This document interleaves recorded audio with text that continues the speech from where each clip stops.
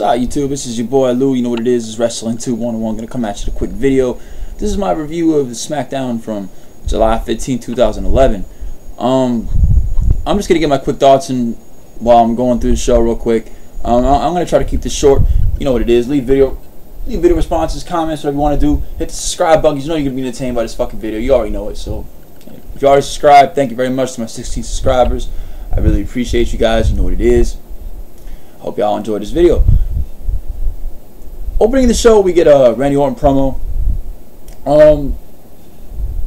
He's in the ring with Josh Matthews, and he basically speaks on Christian and how he's beaten him in so many ways. In his monotonic, Randy Orton type, robotic promo sounding voice. Compute. And then we get Christian, but he comes out on the Titantron, and he basically insults Randy Orton's family and basically calls Randy Orton nothing but an ass kisser. That's fucking great. I love to hear that kind of shit. That's fucking awesome, because we all know that. He just said it in a very vague, very sort of way. You know what I'm saying? The promo overall sucked. The end of the promo had Randy Orton saying, "It's a joke, you and your 5-day title run." Wow. Granted, they're having a match at the pay-per-view and whatnot, and you know they are the primary match of the show going into the pay-per-view. Fine. It is the main event. It is the SmackDown main event. Fine. I'll give it that. That's it.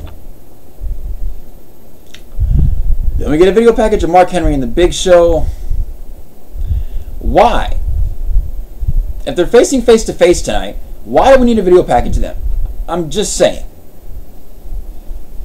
Wasted airtime. It could have helped. I think there was a lot of wasted airtime in video packages tonight, people. I'm just going to say it now, because some of these matches were cut way too short. The next match didn't even make any sense. DiBiase versus Jackson. I don't know why the hell they even did that. It was for the IC title. It's on free TV instead of on a pay-per-view. And number two, DiBiase won one match. Okay, so he pinned Jackson in a tag match. Wow. So magically, that makes him from being glorified jobber to #1 contender for the Intercontinental title?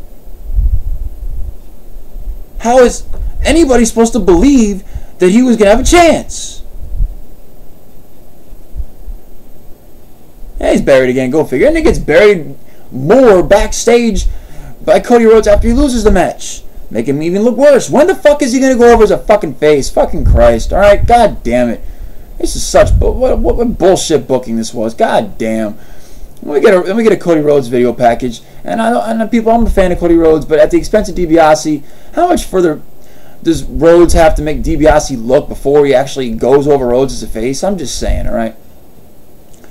The video package played with Rhodes in it, though, was of the shit that he was doing to Bryan. And, you know, granted, Bryan won a match against him and whatnot. And everything that Cody Rhodes has done to make Bryan look bad and all this shit, you would think that the crowd would be cheering for Bryan. But all the promo stuff that, you know, Cody Rhodes has done and all this shit, and the crowd is completely not behind Daniel Bryan at all. I don't understand this. The crowd was fucking dead. Oh, man. Even the video packages made Cody Rhodes look so bad before the fucking match. That alone should help do something. They weren't even cheering or booing. If anything, you were hearing cheers for Cody Rhodes a little bit in the background. The match itself was entertaining. It wasn't a great match, but it was a good match. I think they went out there and did a decent outing. It's just the crowd killed it for me. The match is good, but the crowd killed it for me, and the crowd does this a lot for me in a lot of different venues and whatnot. And whether it's an indie venue or a mainstream venue, to me the crowd is important. Not how big it is, but how if they're loud or they care or not. And I'll get to that at the end of the video. I don't want to go into that in that kind of a tangent right now. Listen, Rhodes does win the match. I mean, so he does have one over Bryan. It looks like neither of them are going to win Money in the Bank. It looks like this feud is probably going to continue. The only thing that would make sense is that if that DiBiase fucked over Rhodes at the pay-per-view and Bryan either magically wins the Money in the Bank, or just doesn't win and just loses the match. I mean, either way, in those possibilities that I just spoke right there, really wouldn't make sense in any kind of a booking sense, would it? I mean, I think it sounds good, DiBiase screwing over Rhodes and Bryan winning it, but is it going to happen? Hell no. So at least we know that these two are going to be in a feud. It's going to be in the future. But unfortunately, it looks like it's just going to be more of Rhodes being on the upper hand of making Ted DiBiase look really fucking bad. And combined, they're probably just going to make Bryan look bad. We'll see. As long as they all look good in the end, I don't care who the fuck wins. Any of the matches they have. As long as they all fucking go over, because they all fucking deserve it. They're all fucking good. Alright? God fucking damn it. They've all got my... Okay, granted, no one's heard that much of Daniel Bryan, but we heard him in NXT, so we know he can cut a fucking promo of some kind, alright? All three of them can decently get on the mic and cut a decent promo, and they can all get in the ring and go. Somebody prove me otherwise, alright?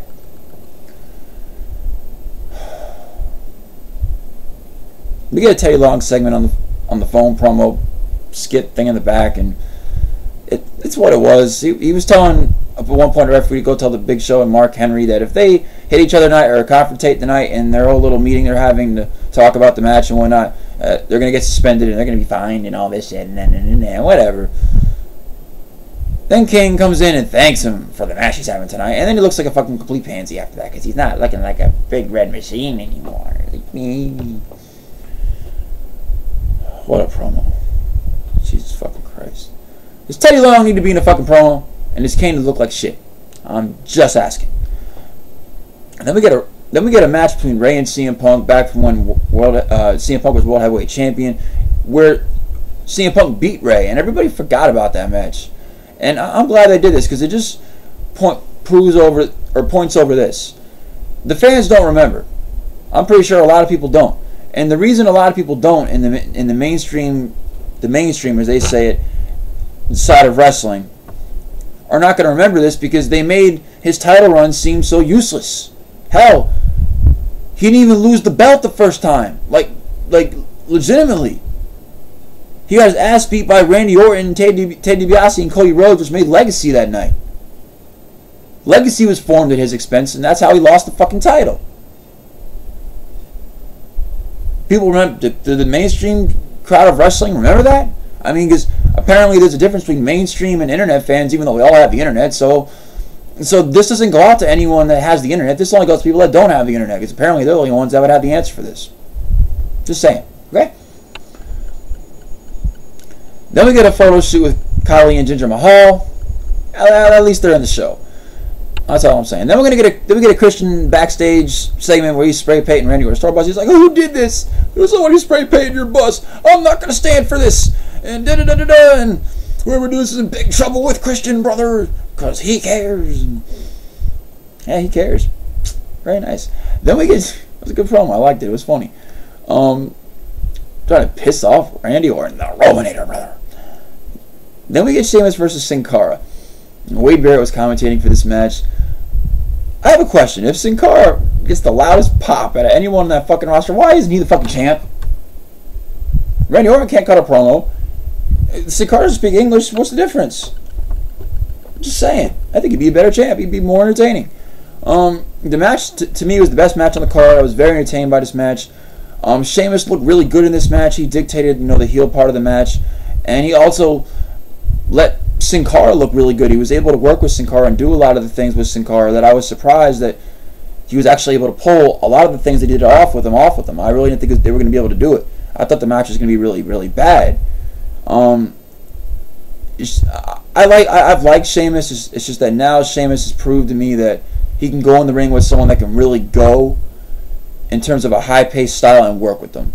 And that to me means something in wrestling, because if you can't go in the ring and work a high-paced match, then you're not very multi-talented as a wrestler. You're only stuck on doing like one particular type of wrestling, like some indie companies out there and whatnot. But most indie companies are like high, fast-paced wrestling, and that's fine. I love indie wrestling. I'm a huge fan of Dragon Gate. It's just that's a completely different realm. But to have a guy that can not necessarily do those moves, but work with a guy that can, and also work a slow-paced match, and work with a big guy, another big guy, and whatnot. That's a good talent to have in a wrestler, and I can't wait for Sheamus to be like the man of the company, because honestly, I think one day he's going to be one of the top guys in the company. It's going to happen. It's just a matter of fucking time. They wouldn't have given him all these title runs and all this shit they've been doing with him, trying to figure things out if he wasn't going to be that fucking big. The WWE just realizes it was too soon. Alright. I know I went off on a little bit of a tangent right there, man, but fucking Sheamus looked so great in that match. And Sin Cara looked great, I mean, but fucking Sheamus, good job, man. Good job. Barrett after the match, though, lays out Sheamus with a bro kick and then gets him with the wasteland because of what he did to because Sheamus gave him the bro kick the previous week. But that was a given, and Wade Barrett got to look good, so that's good too. Then we get a promo with Christian. He finds Randy Orton's wallet, and since the show is in the Mahagan Sun, or whatever the hell it's called, he's going to gamble all the money he finds as well. He's talking about the credit card, or no one has this kind of credit card, and this and that, but there's $1,000 in the wallet, and he bets it on the number 1 in Russian roulette, and he loses. I like the whole trying to piss off Randy Orton thing. I really do, because they're trying to expose his temper, so he does something stupid at pay-per-view. Hopefully he does and doesn't win for a 4th time. I'm just saying. Then we get an unneeded Teddy Long segment because he had to be there with Mark Henry and the Big Show, which is completely unnecessary. They could have had this thing on their own, but he was there, and he basically was where, okay, when they went to feud with each other and they were about to go at it, he was like, no, you can't, because if you do, I'm going to find you guys, and you guys won't have your match, and because Big Show was like, let's do it now, so he had to come up with something else, to add this stipulation.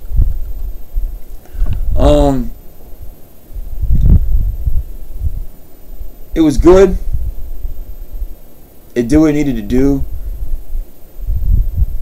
It was good in the sense that it was good for a Teddy Long segment. I'm trying to be positive about the segment, people, okay?